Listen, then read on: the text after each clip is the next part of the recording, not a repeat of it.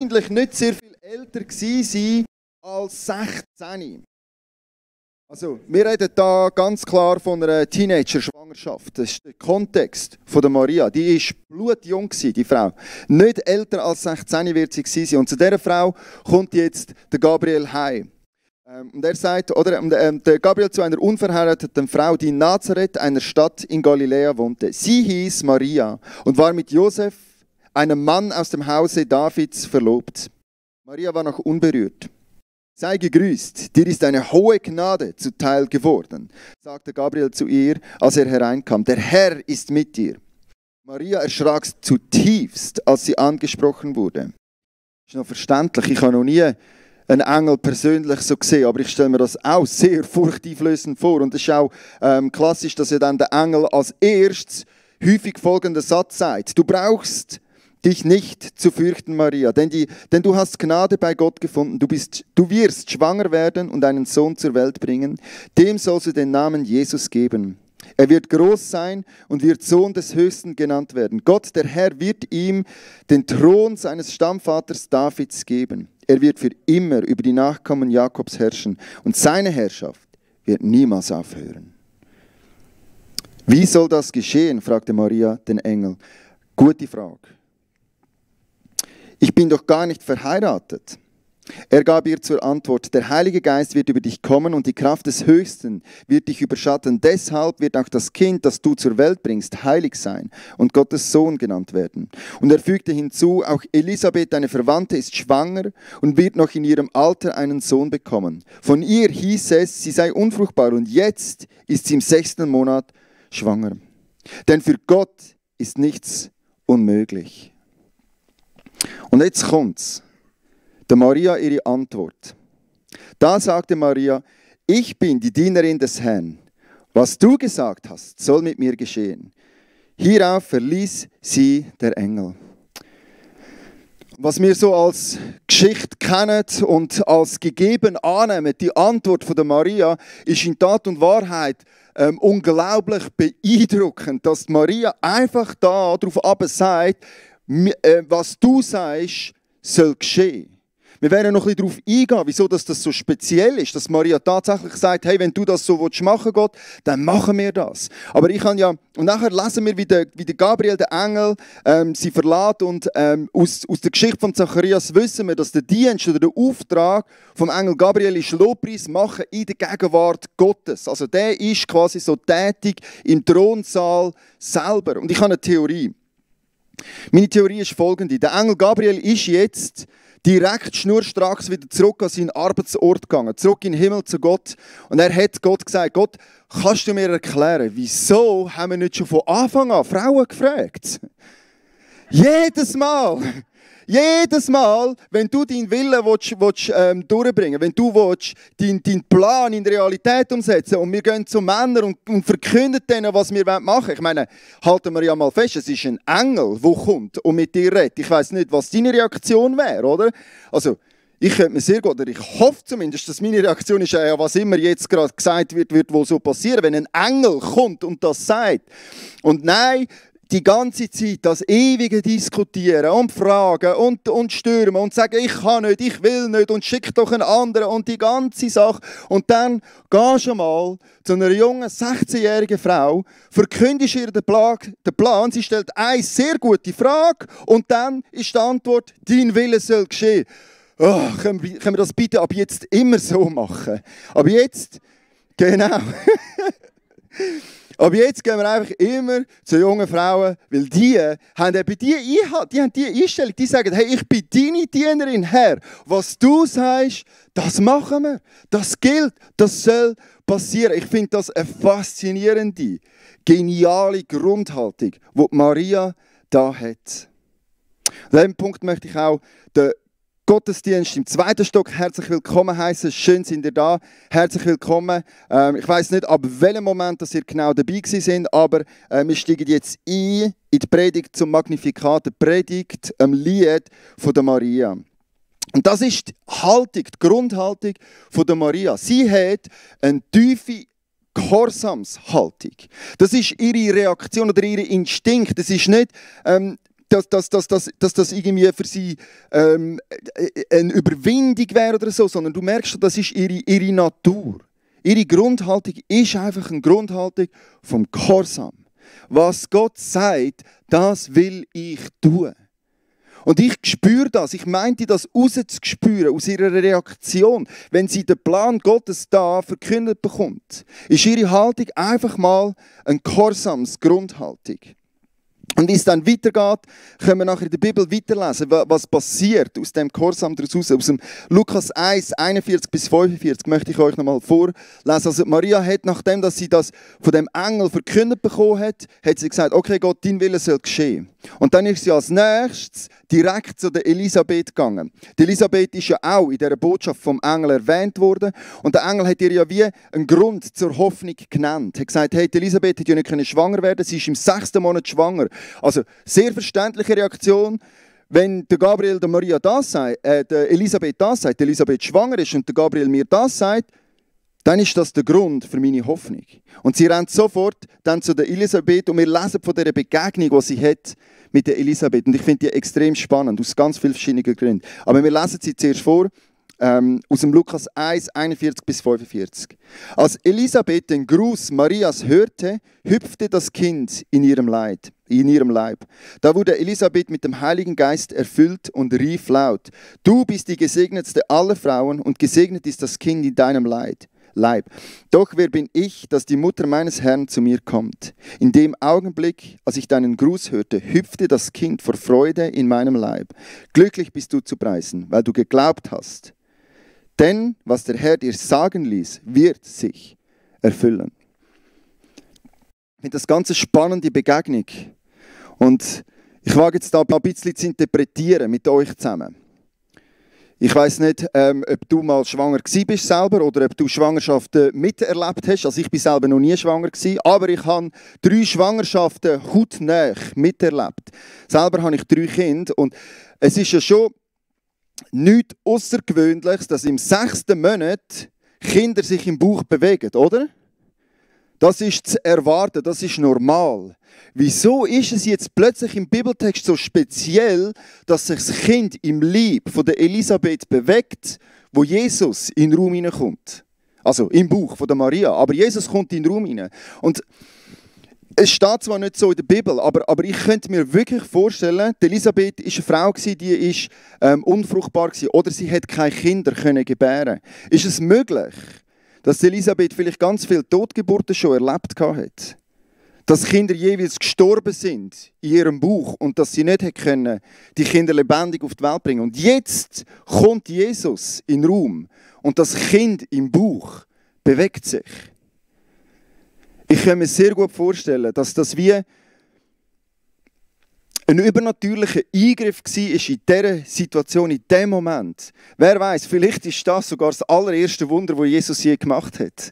Dass das Kind im Bauch von der Elisabeth nicht wie alle anderen vorher tot zur Welt gekommen ist, sondern das hat sich bewegt. Und Elisabeth schreit auf oder jubelt voller Freude ab der Tatsache, dass der Engel Gabriel nicht gelogen hat, dass das nicht irgendwie nur in ihrem Kopf eine Vision war, sondern dass das Realität ist. Dass tatsächlich Gott will agieren und seinen Rettungsplan auf dieser Erde zur Vollendung bringen. Und sie schreit auf mit dem Lobgesang und sagt, du bist glücklich zu preisen. Du bist glücklich zu preisen.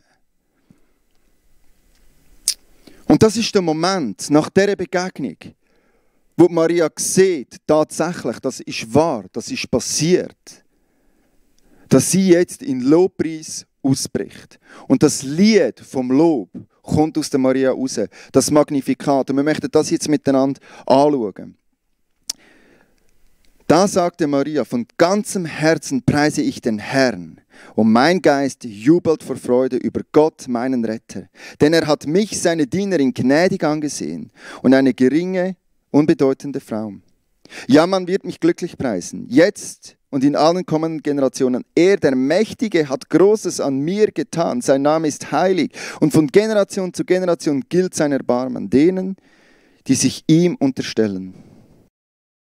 Mit starkem Arm hat er seine Macht bewiesen. Er hat die in alle Winde zerstreut, deren Gesinnung stolz und hochmütig ist. Er hat die Mächtigen vom Thron gestürzt und die Geringen emporgehoben. Den Hungrigen hat er die Hände mit Gutem gefüllt und die Reichen hat er mit leeren Händen fortgeschickt. Er hat sich seines Dieners, des Volkes Israels, angenommen, weil er sich an das erinnerte, was er unseren Vorfahren zugesagt hatte, dass er nie aufhören werde, Abraham und seine Nachkommen Erbarmen zu erweisen. Maria bricht in einen Lobgesang aus und sie singt das Lied vom Lob. Und was ich so interessant finde, sie nennt sich selber selig zu preisen oder glücklich zu preisen ist. Und sie sieht sich selber als eine Frau, die jetzt glücklich zu preisen ist. Und für uns macht das ja Sinn, gell? Sie ist ja die Frau, die in Gottes Rettungsplan gebraucht wird. Also sie ist jetzt so eben Augenzeuge geworden vor Jahrtausenden alten Versprechen, wo Gott erfüllt. Ist das nicht genial? Sie darf sehen, erleben am eigenen Leib, mit eigenen Augen dabei sein, wenn Gott das Versprechen, das er am Abraham schon gegeben hat, in ihr erfüllt. Also wow, ist die Frau glücklich zu preisen, oder? Sie wird Jesus sehen, persönlich. Der Retter von der Nation Israel, auf den Jahr schon so lange gewartet und gehofft hat. Jetzt ist es soweit und natürlich ist die Frau, die das sehen und die Teil sein von dem, glücklich zu preisen. Aber, jetzt kommen wir zum Anfang wieder. Wieso dass der Gehorsam von der Maria so speziell ist. Aber jetzt ist ja da noch eine unangenehme Realität im Raum. Und die Realität ist, Maria ist ja nicht verheiratet, sondern Maria ist verlobt. Und sie ist schwanger. Und alle, die in der Biologie gut aufgepasst haben, die wissen, dass jetzt etwas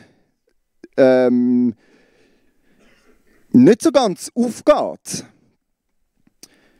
Und ich weiß nicht, ob du dir dessen bewusst bist, aber die Bibel hat auch Regeln. Was muss passieren oder was soll gemacht werden mit einer Verlobten, die schwanger wird? Weil schwanger wirst du ja eigentlich nur, wenn du Sex hast, oder?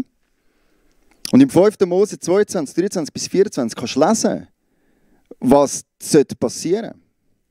Trifft ein Mann in der Stadt eine junge Frau, die mit einem anderen verlobt ist, und er schläft mit ihr, dann sollt ihr die zwei aus der Stadt bringen und steinigen. Beide müssen sterben.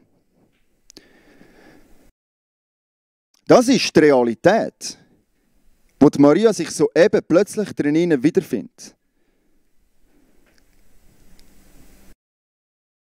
Darum finde ich ihren Gehorsam so beeindruckend. Was der Engel ihr eigentlich sagt, ist, ja klar, Gottes Plan und so, aber wenn das wirklich passiert, was der Gabriel sagt, dann hätten jetzt alle im Dorf ein gutes Recht, mich zu steinigen.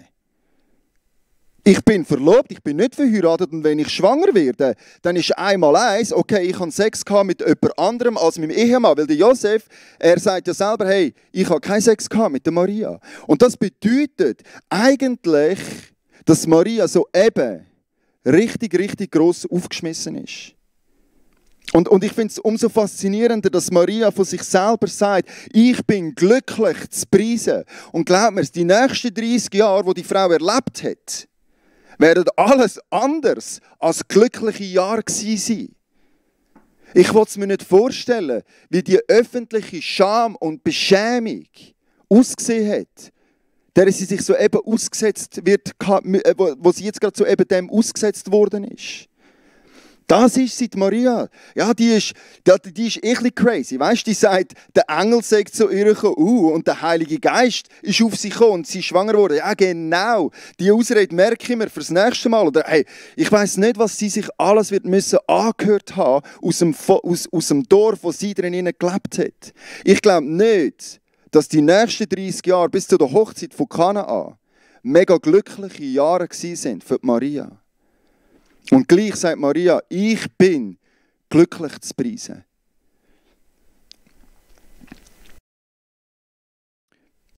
Wie hat das Maria gemacht?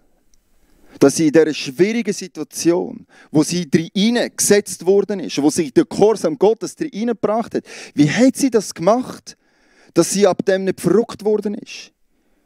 Wie hat sie das hergebracht, dass ihr Lied ein Lied vom Lob war?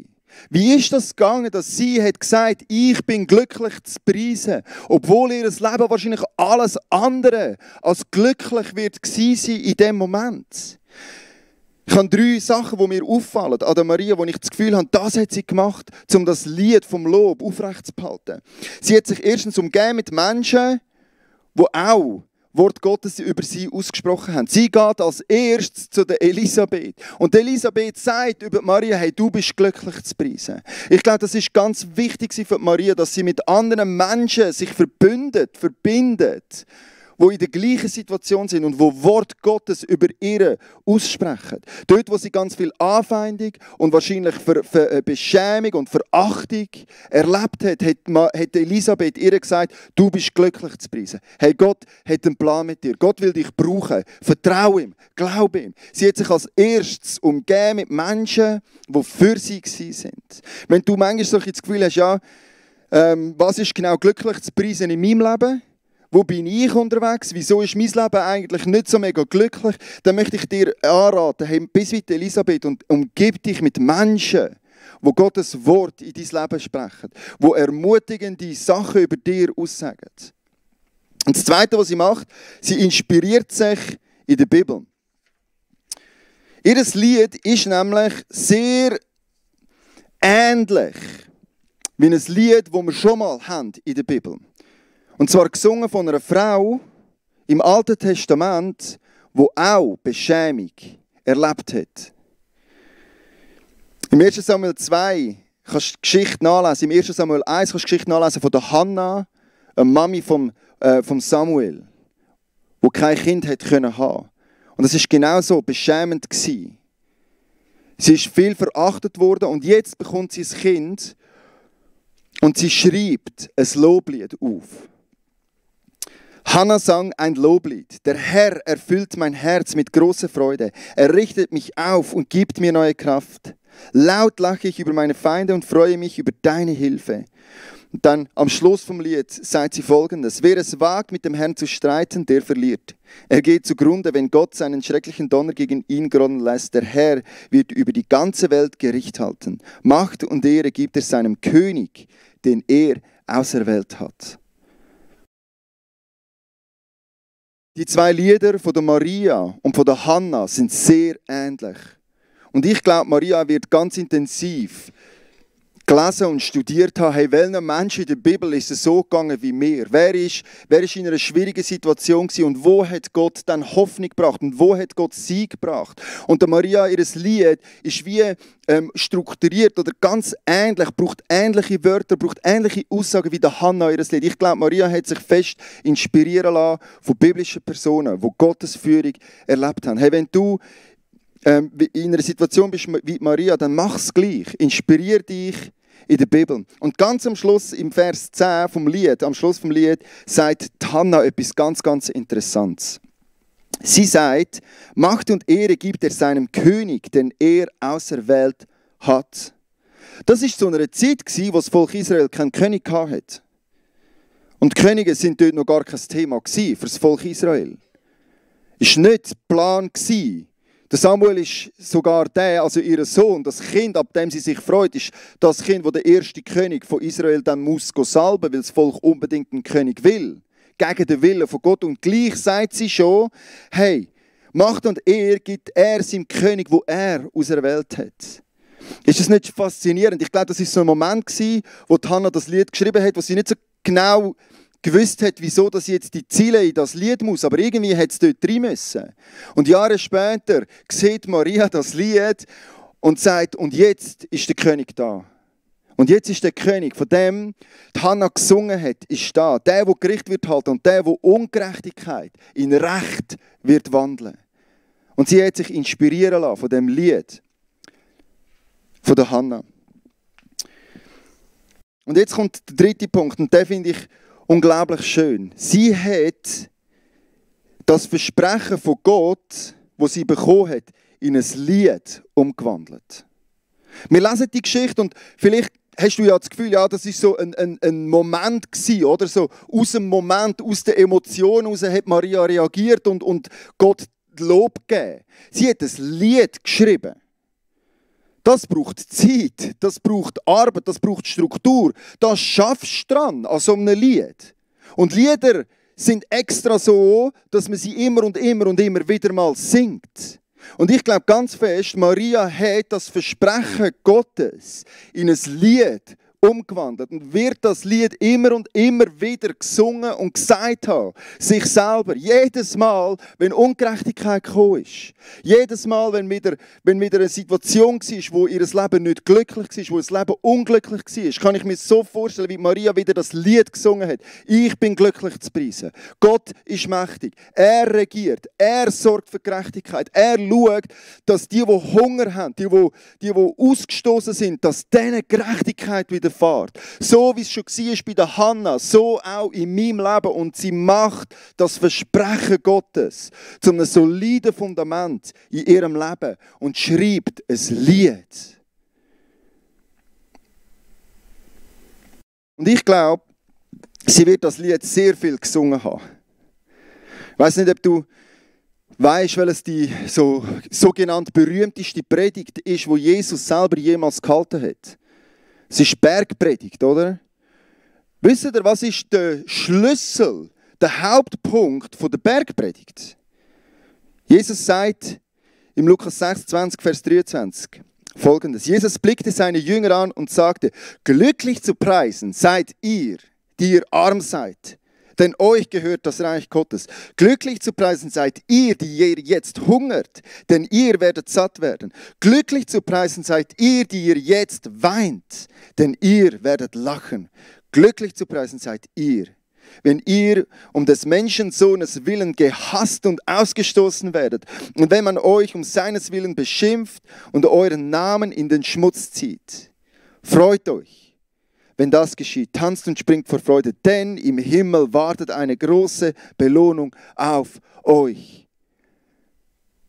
Ich kann nicht anders als die Maria hören, wie sie immer und immer wieder gesagt hat, nachdem das gerade so eben wieder einmal ihr Name durch den Schmutz gezogen worden ist, wo sie wieder gelitten hat, um dem Heilands Willen, um den Heilsplan Gottes Willen wieder mal Ausstoßung erlebt hat, dass sie gesagt hat, und glücklich bin ich zu preisen. Ich bin glücklich zu preisen. Weil Gott ist treu und er haltet sein Versprechen. Ich glaube, Maria hat das Versprechen in ein Lied umgewandelt und hat das Lied immer und immer und immer wieder gesungen und festgehalten, was Gott über sie gesagt hat und was Gott ihr versprochen hat. So viel, dass Jesus in seiner Bergpredigt seine Mami zitiert. Ich glaube fest, er hat Maria im Blick gehabt, wo er gesagt hat, glücklich zu preisen seid ihr, die ihr jetzt weint. Denn ihr werdet lachen. Glücklich zu preisen seid ihr, wenn ihr um des Menschensohnes willen gehasst und ausgestoßen werdet. Die Geschichte von der Maria. Und sie hat es zu ihrem Lied gemacht. Ich bin glücklich zu preisen. Auch wenn die Menschen um mich herum das nicht verstehen und ich wegen meinem Glauben jetzt vielleicht ausgeschlossen werde, ich halte fest, ich bin glücklich zu preisen. Makarizo heisst das Wort, wo Jesus braucht und wo Maria braucht und wo Elisabeth braucht. Und ich möchte dir jetzt auch zum Schluss von dieser Predigt eine simple Frage stellen. Vielleicht hast du die Frage jetzt schon gesehen, aber die Frage ist, was ist denn das Lied von deinem Leben? Was singst du für ein Lied?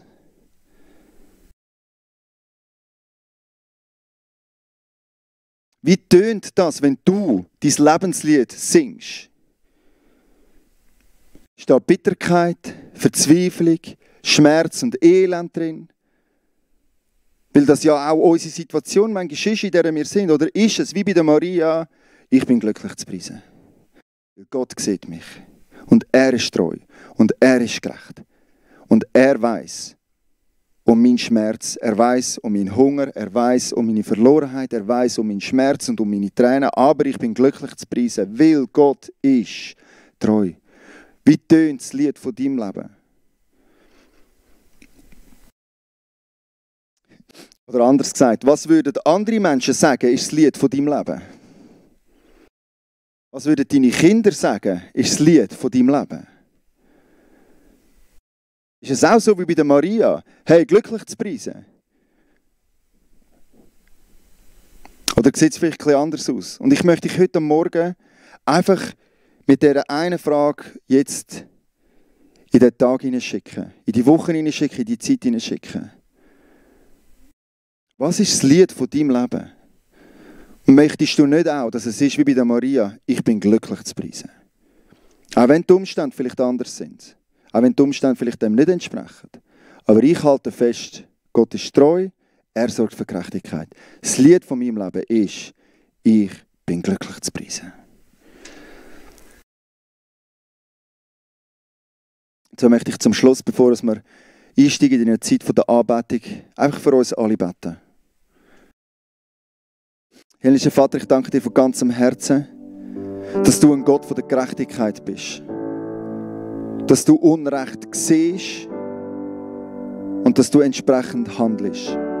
Und ich danke dir, dass wir uns dürfen glücklich preisen, aber im Umstand, dass du wahr und treu bist. Dass du mit uns bist und dass wir gesehen sind von dir. Ich bitte dich, dass du uns hilfst, ein Lied vom Leben zu haben, das dich ehrt und lobt und preist. Wo sich nicht um uns selber dreht und wo nicht um den Schmerz und das Defizit geht, sondern das Lied, das wir singen, darf ein Lied sein von deiner Ehre und von deinem Lob, Jesus. Wir wollen dir jetzt einfach die Ehre geben, auch mit unseren Instrumenten und mit unseren Stimmen, wenn wir dich jetzt dann anbeten. Amen. Amen. Lass uns jetzt einsteigen in die Zeit der Anbetung. Vielleicht ist das jetzt auch so der Moment, wo du kannst festhalten, dass du glücklich zu preisen bist, weil du einen guten und treuen Gott im Himmel hast. So lass uns den Gott jetzt miteinander anbeten.